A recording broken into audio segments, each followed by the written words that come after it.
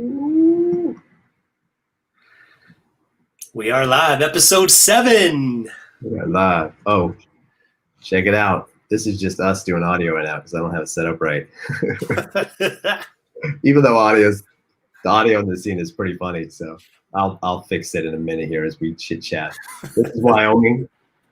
I just thought it was a classic shot of a old Breaking Bad motorhome before that Breaking Bad became big. You and Anthony picking up some cheap meth in the Exactly. basin.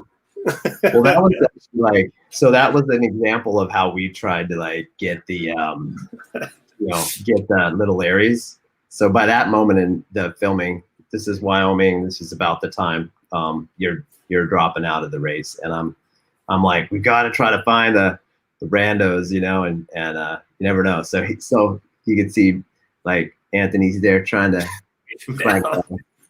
But yeah. 100 Weeks with the clip of the day, ladies and gentlemen. It's always a surprise for me what he's got, and I didn't know you were gonna. It would have been better with audio, but it's just the little funny moments when going back through the footage. We've seen so much that I've honestly forgot about, and then I'm looking through some of it, and I'm like, wait, did we use this B-roll in the movie? The B-roll especially. It's like I gotta go make sure I know what we've used. You gotta watch the film again, Hunter. I do. It's time. We should have a screening party. That would be interesting. We do have one of our happy hours that we need to kind of get on. Bring another one back again. I think maybe this week we'll have another happy hour coming up. That would be fun. Stay tuned. Do time. Hey Hunter, we have a special guest today. Sweet. Mr. I see him backstage. Coming on, huh? Give me a thumbs up, Mr. Guest. I see thumbs up. Are you guys ready? Bring them on. All right, here we go. In 3, 2, 1. Ta-da! Ta-da! Hello, everybody. Mr. Ryan Van Duzer. Good to see you this morning. Yeah, Good to see you. So my alarm didn't go off. I just woke up. So if I look a little puffy, that's why. I was up late editing. You were up late editing, and happy birthday. Thank you. Yeah, it feels good. Day or two ago? Yep. It was on Thursday. Nice. The 21st, the day after Inauguration Day. Sweet. Wow. Yeah. Well, good. Well, I was watching your stuff last night, man. It looked awesome. So glad to hear more of it. I love making videos. That's awesome. We've all got something in common. Yeah. It's good stuff. For sure. Mike and I were talking. I know he's probably got some stuff to ask you, but we were just talking about the difference between then and now. Like if we were out shooting and obviously you just did, what that would be like. I mean, you did it all by yourself, so. Yeah. Let me give some context if you don't mind here. Yeah. I'm gonna pop up. First off, we got Al. Al obviously knows no crashies, no whammies. He's hip. He's hip. What's up, Al? How you doing, buddy? So I'm gonna pop up, Mr. For those of you that maybe aren't aware of Ryan Van Duzer, check out his amazing YouTube channel here. And Ryan actually was one of the few people that actually got out on the Great Divide mountain bike route this last summer. Mm-hmm. And 12-part series, man. You were super busy putting out a buttload of Great Divide route content recently. So that's one of the main reasons we've kind of got you here. You were just out there filming a bunch of killer stuff. So yeah, it was fun. Hopefully that gives a little context. Yep. Yeah. Yeah, I loved it. It was so great. It was, for me, it was right after lockdown essentially. And so I hadn't been out of my house for a long time, like most people. I didn't know if it was the right thing to do, the wrong thing to do, to hit the road and be traveling. But I decided that it was going to be pretty safe because we were in the middle of nowhere essentially. And not having a whole lot of contact with other humans, just jumping into little stores here and there to get food. And it all worked out, and it was beautiful.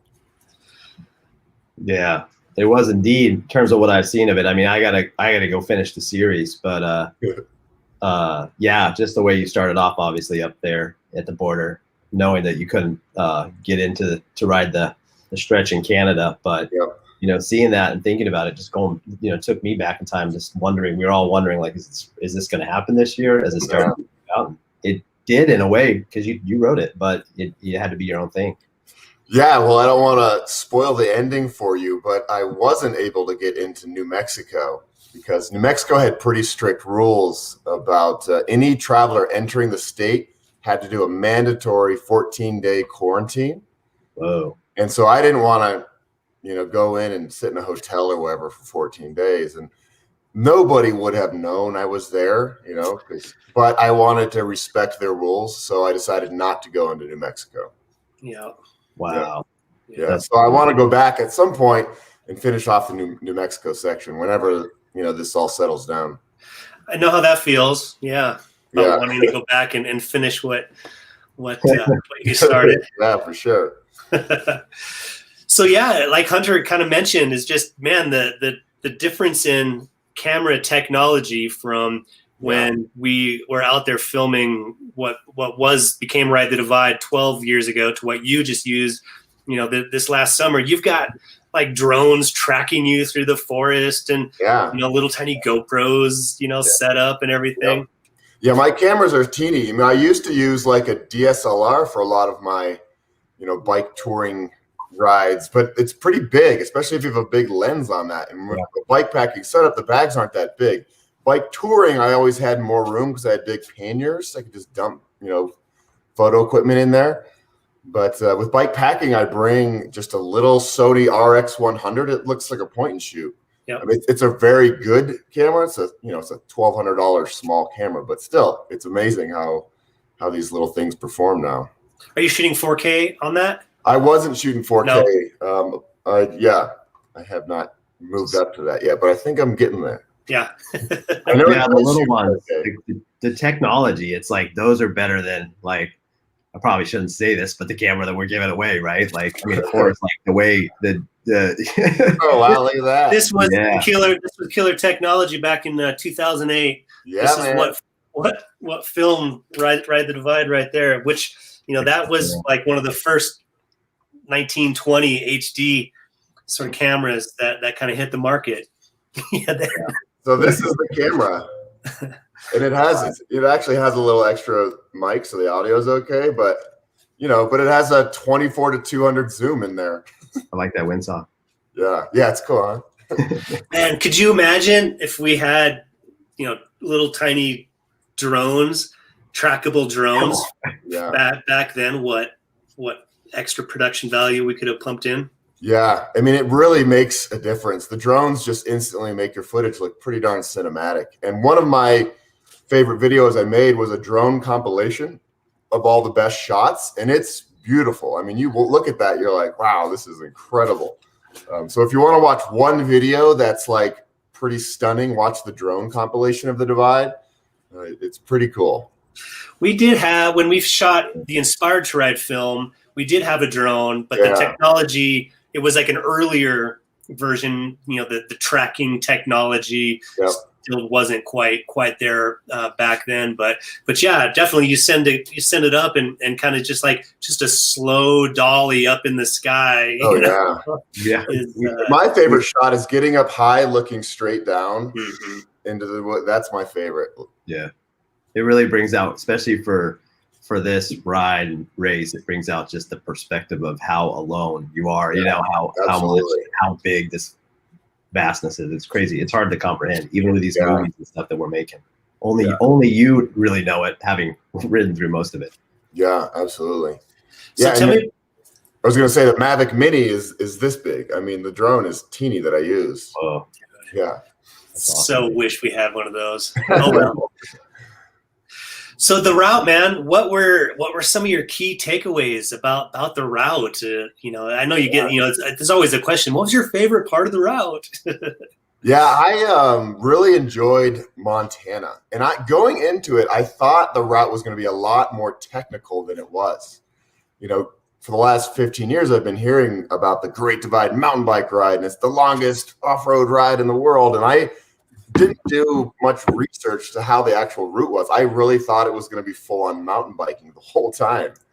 And yeah, it's mostly dirt roads. You know, Montana actually had the most interesting terrain, though. There was some stuff that was more interesting, you know, Fleecer Ridge and all that kind of stuff.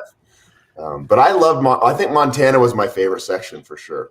In northern Montana, it was like really deep woods, almost like Pacific Northwest, how the trees and how deep it was. Like that's where the drone shots look really cool. And then halfway through Montana, it looks more like Colorado. And I really enjoyed it. And then the small towns in Montana, you guys know all about Ovando, and I, since I had done no research, I knew nothing about what I was coming up on. You know, I'd watched your movie and stuff, but it was a long time ago I saw that, and so every little place was a total surprise. Yeah, it was really fun, especially the Lost Llama Ranch. The people that have that ranch outside of Helena, Montana, that just invite riders in, and they have all these, tiny houses and teepees and stuff for people to stay at for free, and they give everybody free food, and it's just incredible. Yeah, Barbara and John there at that Lost Llama Ranch, they're so cool. And I feel like Lost Llama Ranch has come up a couple times on the show, but it wasn't something I didn't run into it during the filming. It's funny because it's so random, obviously being in a production vehicle, but like Mike, I don't know if you remember. I don't think it was. It's not ringing a bell. I know a lot of places have popped up. Recently over the last sort of 3 to 6, 7 years. Okay. Yeah. That was a treat because we just rolled up and we had no idea what they were offering, and they invited us in and they made us sandwiches instantly. We sat on their porch and they brought out cookies. It's like a dream. They just talked about how they just want to put love and kindness into the world. They don't charge anything, and they want the riders who come there and stay then to pass it on as they go. And it was a really, really beautiful experience, full on trail magic. Yeah. Good trail angels there. Yeah, and that you did it more touring. Granted, you were covering a lot of ground. I think there's something. Yeah, just magical is like, what's going to be around this corner? Who am I going to see over this next ridge? Yep. Yeah, we weren't racing it for sure. We were having a good time. We were, riding 70-ish miles a day. But, it was – if we found somewhere cool to stop, we would stop and jump in the water or jump in a creek. And, it was – Montana really – being a Colorado boy and being very proud of Colorado, I would have to say, though, the Montana section was my favorite. Yeah, which is interesting because I'm kind of split. I've been in Colorado probably as long. So I grew up in Montana. So you did? Okay. So I spent the first 4-5 years of my life in Montana, and I've been in Colorado 22 plus years now. So okay. Yeah. Yeah. For me, getting to film in Montana and spending that time there hooked me in, and I ended up moving there, bought a house there with my. My wife, and we're not there anymore, but it's always it is that place that just draws you in. There's something really unique and special about it. It's not quite as spoiled as the rest of many of the states. Well, yeah, and there's not as many people, so there's not as much traffic, and it's just it feels safer, even though there's grizzly bears supposedly, but I don't know how often they actually mess with riders. Have you guys ever heard of a rider getting a few times, but it's definitely more of the the surprise sort of aspect. When you kind of hit that big sort of between when that whole sort of Big Fork, Sealy, Ovando, Lincoln. Yeah. Once you start getting into Helena, I think you start diminishing your but tons of black bears in that Lincoln, Ovando, Grizzlies area. Yeah, it's cool. But just make some noise and let everybody know anybody out in the woods know you're there. Yeah, I make a lot of noise, so that's probably why I don't see many animals out there. That's good. You look like you're having a lot of fun out there. Yeah, that's the goal, man. Have as much fun as possible. That's the spirit. Yeah. for sure. So I saw you were talking in 2005 is when you took your first bike packing type trip adventure by bike. Tell me about that.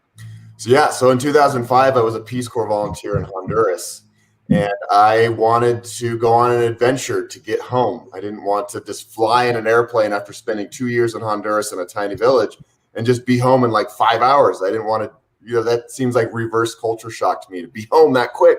So I decided to cash in the plane ticket that they would have given me to fly home.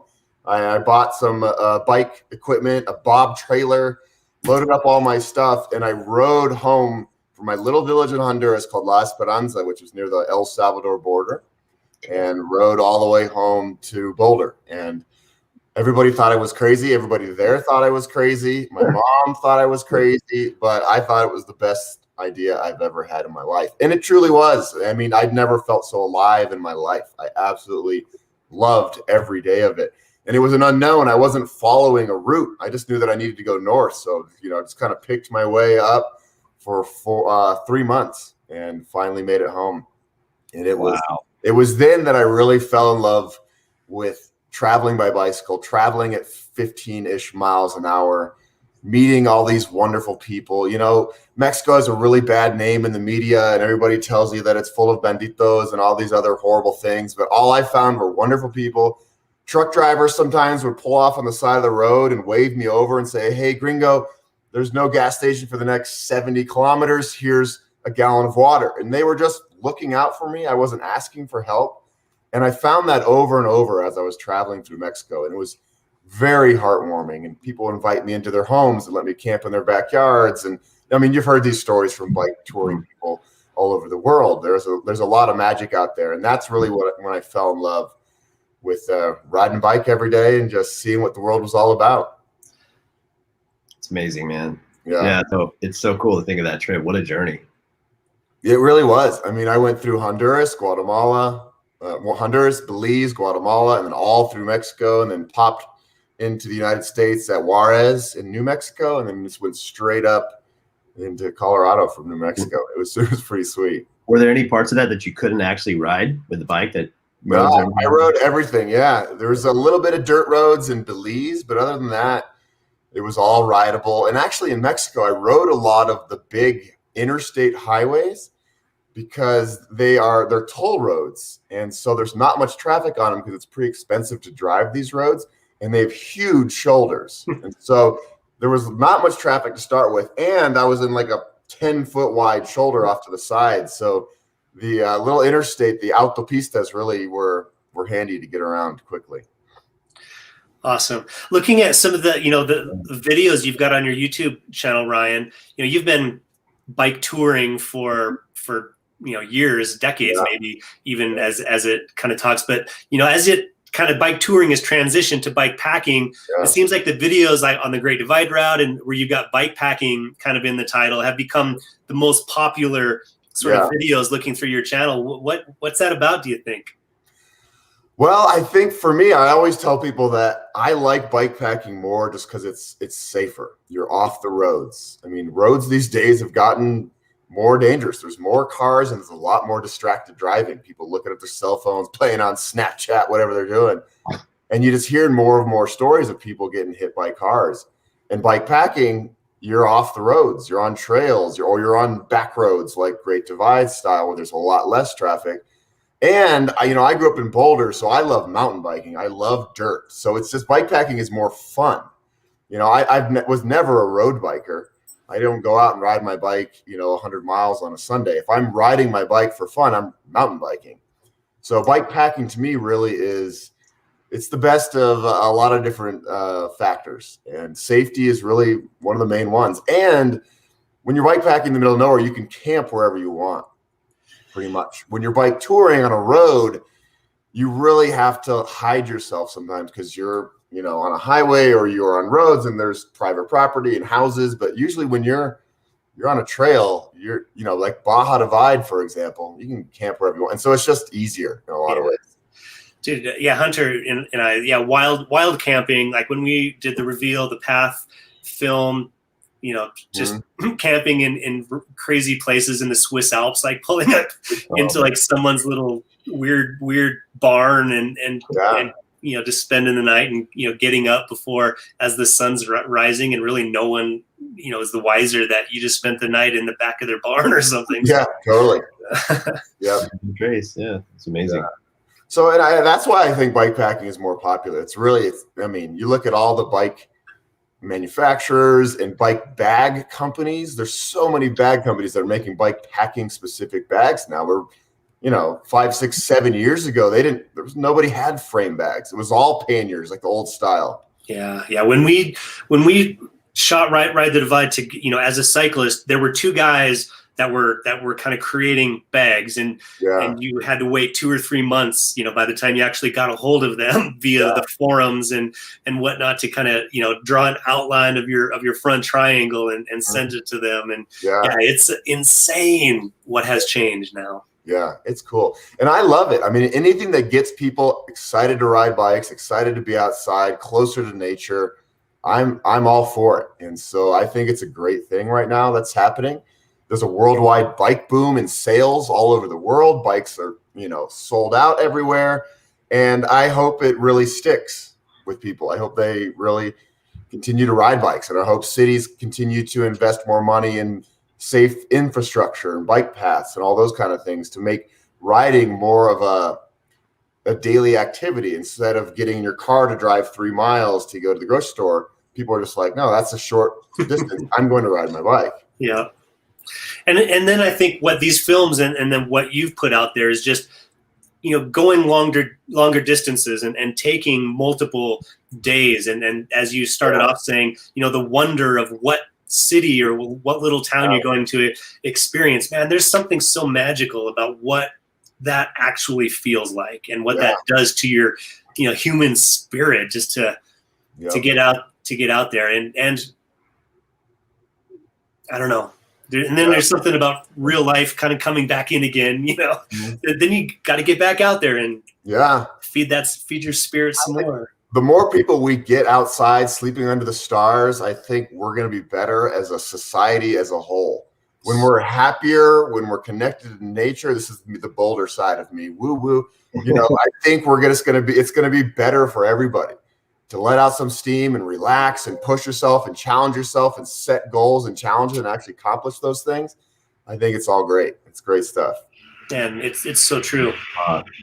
Yeah. You get more people out there. What's next for you, Ryan? Are you planning some trips for this summer? Yeah, it really kind of depends on travel restrictions. Last year I was going to ride Land's End to John O'Groats in Great Britain, but I couldn't get there. So that's actually why I rode the Divide, because I couldn't do that. So I'd love to get there if I can. I would love to finish the New Mexico section of the Great Divide. One thing I know I can do this year is ride the Colorado Trail. I've always wanted to do that. So that's on the list. But yeah, I don't know exactly what I'm going to be able to do. Dude, I may be, if you're looking for someone to join you on the Colorado Trail, that's on my bucket list too. Right on. Yeah. It should be fun, right? It looks like, I've done sections of it. I've done the Durango to Moab hut trip through the San Juan huts. Yep. And the first day is completely on the Colorado Trail. Yep. It's real deal mountain biking and carrying your bike. And I've done sections of it as well. And it's like what you described, the Great Divide route might be like true mountain biking. Yeah. The Colorado Trail is true freaking mountain biking. Yeah, that's what I've heard. Yeah, it's some rugged shit. So, but keep me posted on that. Yeah, it seems like everybody's in that sort of we're stuck, just waiting, not sure exactly how to plan out, the future. Unfortunately, other than the fact that obviously, like you guys are talking about, we can all do something locally, which is cool. And get out pretty easy, but the bigger trips are hard to figure out at the moment. Yeah, absolutely. I've always wanted to ride the length of Sweden. I was an exchange student in Sweden when I was 18. I'd love to ride the bottom to the top of Sweden. That wouldn't really be bike packing. That'd be mostly on roads, but still, it'd be pretty cool in the summertime. Yeah. Man, chase the midnight sun. That's one you don't hear about too often. That would be unique for sure. Yeah, for sure. Awesome. So there's so many good places. And then I thought, if I can't travel internationally, really, maybe it'd be fun to ride like as much as I can in Colorado, just crisscross all over Colorado like crazy. I always thought there could be some unique event where you kind of had a central location in Colorado. Yeah. And then you'd have to go hit like the 4, go hit a corner, come back, go hit a corner, come back, go hit a corner, come back. That'd be cool. I like that. And, as some sort of multi, 2-3 week type of, self-supported event, that could be crazy with maybe checkpoints. You had to hit certain checkpoints, for each sort of corner. So yeah, there's a lot to be done here. There really is. No doubt. Or the Netherlands. Yeah, John's got it. John. Yeah, I would love that. That's a great place. I've ridden in Amsterdam just as a commuter, and I love to see how many people ride bikes in Netherlands and in Europe in general. I mean, I lived as an exchange student in Sweden, and that was my first taste of like, wow, people actually ride bikes just to get around. I remember my host mom would wake up in the morning and get on her bike and ride to the bakery and come back with fresh bread. And these are errands that most Americans would do in a car. And it's ridiculous because we just don't need to be driving cars as much as we do. And, in high school, we would ride our bikes to like parties, and women would get all dolled up in their mini skirts and makeup and ride bikes. Like American 17-year-olds would never do that. But I love the European model. And that's that, when I was 18 living there, it's really when I had already loved bikes a lot, but I was like, wow, we need to make this happen in the States. So true. Yeah. My daughter, who's going to college in San Francisco now, we shipped a bike out to her. She's been, I don't think she would ride to go out to like some fancy sort of place, but she just rode across the Golden Gate Bridge into Sausalito the other day and everything. So she's out there adventuring, on them. But so there's a start. Yeah, we're getting way better. I mean, biking is becoming a thing. People for Bikes is doing great work all over the country. There's lots of bicycle advocacy groups popping up and community bike shops. And I think cycling is on the rise for sure. Indeed. No doubt. Yeah. Hey, Ryan, I want to send you an RTD10. Oh yeah. What's up? Rockstar Nice. t-shirt. What size are you? I'm size medium. Size medium. All right. I'll get your address and ship you one out. Cool, man. Thank you. I appreciate it. That's cool. Well, sweet. Thanks for getting out of bed. You mean waking up, moving from my bed over to here? Sticking your head under. My alarm went off this morning, and I turned it off, and I woke up, and I was like, "Oh crap! I'm late!" And I rushed over here and tried to make myself not look super tired. Well, I know what I'm going to be doing for some of my day today.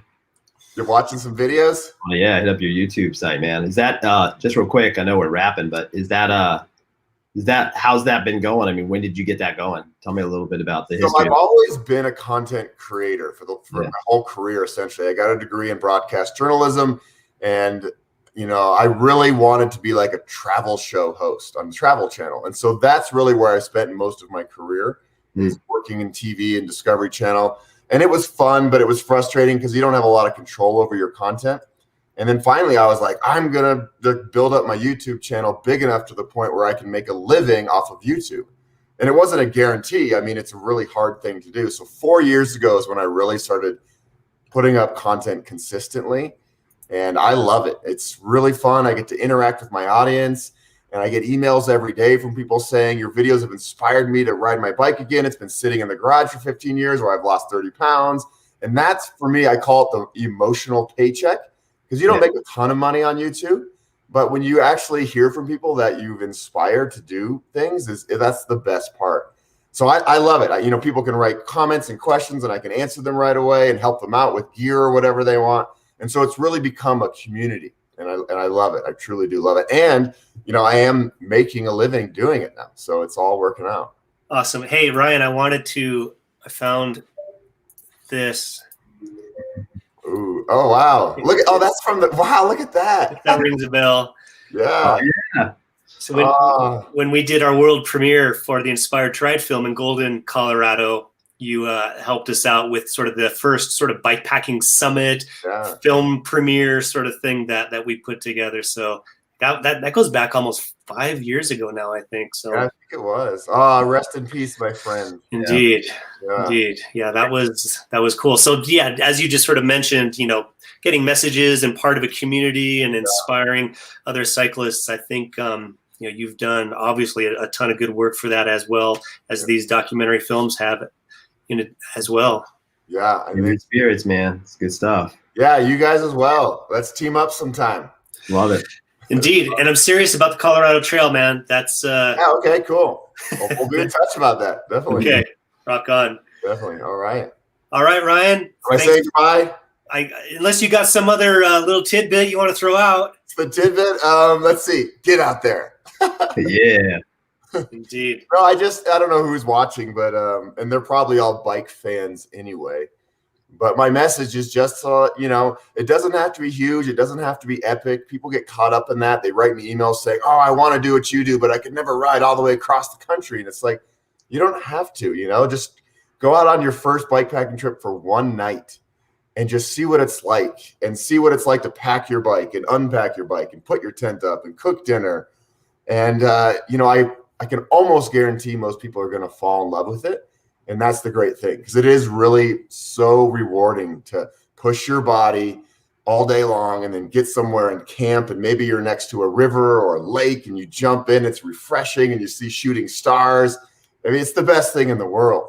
And so, if anybody's out there, questioning if they can do it, yes, you can do it. And it doesn't have to be huge or epic. Start small and build up.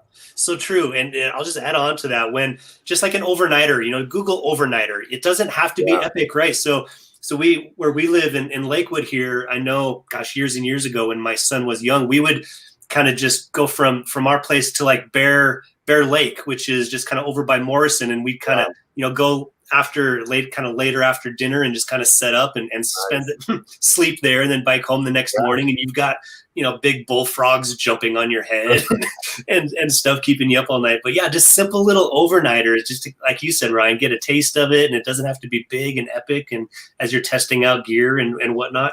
Yeah. And, my most recent video was a ride where I ride from Boulder to Gold Hill, which is only like 15 miles away.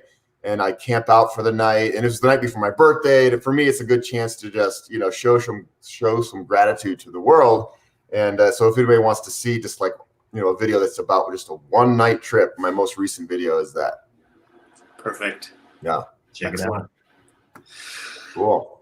Well, thanks you so much for having me. You guys are awesome. Appreciate it. Yeah. Thanks for like 2 weeks ago, you kind of popped in and it was fun. Put a comment and this is the effect of that coming to fruition. So, who's up for joining us in the next week or two? Let us know in the comments. Cool. All right, guys. All right, Ryan. Have a good one, man. Thank you. Cheers. And again, happy late birthday. Thank you. Have a good one, boys. Awesome. Ryan. Seriously, that's cool. He's got such a cool spirit, like you can feel his energy in his videos and films and things that he's doing. So yeah, no doubt. Episodes.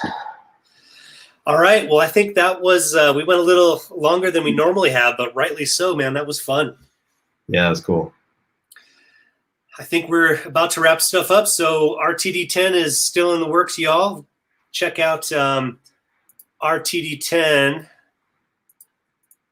RTD10.com as we're continuing to edit and get things put together. Make sure you're following Facebook and Instagram. We're putting out stuff on the daily. Hoo-ah. See you guys next week. Peace.